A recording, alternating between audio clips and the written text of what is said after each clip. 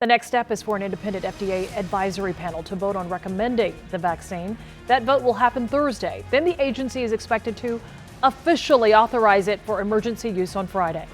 CBS 46's Karen Greer continues our team coverage tonight. And Karen, what are we learning about the timeline for vaccines here in Atlanta and across the country? Well, we just heard from Dr. Carlos Del Rio. He says could be today they get more and they could start dishing them out by Thursday. I did make phone calls to area hospitals, and most like Grady say they have no set date on when they're going to get those first doses of the highly anticipated COVID vaccine. But some places around the country, well, they're already giving vaccinations at warp speed. This is the scene all over the country. Vaccinations beginning early at University Hospital in Newark, New Jersey. More than 600 frontline employees getting their first dose of Pfizer's COVID-19 vaccine. Nurse Maritza Beniquez, the first and overjoyed. I didn't feel it. There's no pain. I feel great. I'm happy that, that in another 2 months, month and a half, I won't have to be afraid to go into a room anymore. Newark received the state's first batch of shots because the city has continued to be a COVID hotspot. Many of the residents, poor and black, making them some of the most vulnerable.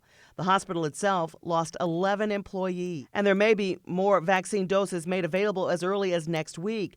Georgia adding more than 4,800 new COVID-19 cases today. That's according to the Georgia Department of Health. We're really now starting to see the light at the end of the tunnel that is going to ultimately get us through this. But in the meantime, we have to adhere to the public health measures in order to blunt the acceleration of these terrible numbers that we hear. The U.S. hitting another grim milestone of more than 300,000 deaths since the start of the pandemic, and California shattering a single-day case record, more than 42,000. And hospitalizations are up 250% in the last month. Positives are it's almost over. The negatives are it's going to be a tough haul for at least the next 90 days. Health experts expect the cases will grow, fueled by holiday travel, family gatherings, and a failure to wear masks and social distance.